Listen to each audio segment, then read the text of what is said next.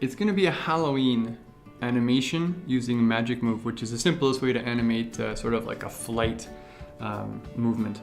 Now we're going to start off with our background. Quite easily done. We're in the slide here. We're going to go to Advanced Gradient Fill and just grab some colors. Start with black, and then go over here. There's a plus sign, hit that. Let's add a dark purple. Go over here, add a slightly lighter purple. We've got a blue there already. Now one thing I like about this is that when I move it around, it changes things, right? I think the black itself might be a little too black, but as you notice here, between the purple and the black, it goes gradients through, so I can get like a really dark purple that's almost black. Drag this out, it's gone. So now we're working with something like this. Make it a bit darker, or maybe add another one. Make it a bit darker, more gradient there. We're really not gonna see this blue here, so I might as well just lose it.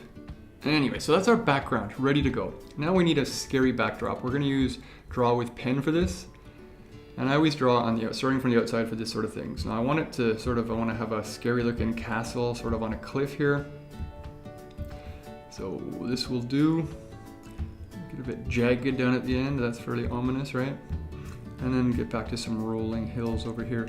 Every time I tap, I'm dropping a little square here that's an indication of where I'm changing the line's directionality. When I get to the last one again, it's done.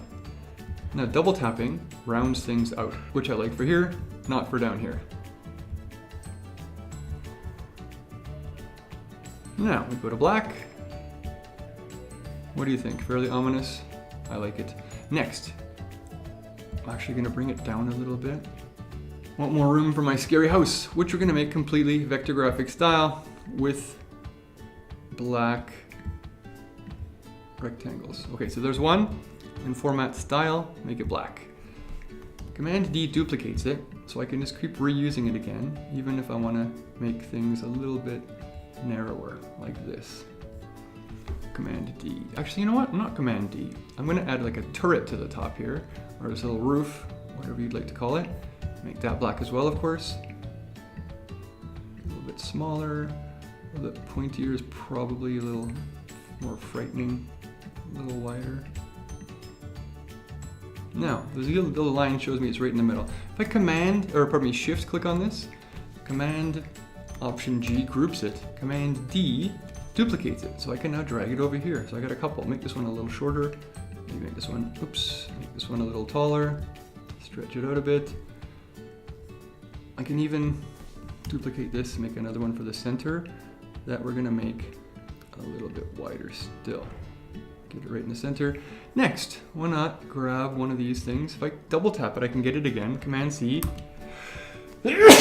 copies it, click outside, and Command V puts it back in. Now, I'm actually going to change this to this orange here because I'm going to make tiny little random windows to put on here. We don't need many of them. Command D, just drop them here and there. Command D. Spooky, right? So I think we got a pretty spooky looking setup here. Let's add a scary moon now. Circle, drag it over. Same orange, what do you think? Make it yellow if you like. You can just click on this to get simple colors, or you can click on this to get colors from down here. I think maybe brighter is better.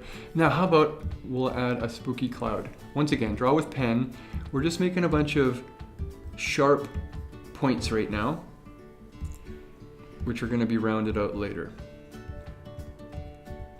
Now I'm going to start double tapping on every one of these points, which is going to round them out.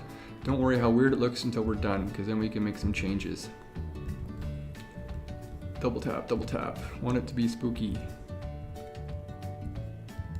Alright, not so much spooky as weird, so we're going to change that around quite a bit.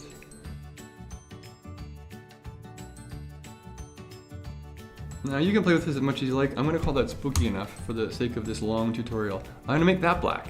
But then, I'm going to get this out of my way. I'm going to make it opaque quite a bit so that we can see through it.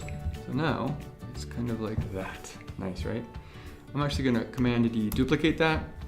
I have up here, my toolbar up here is all customized. You should watch the video how to do that.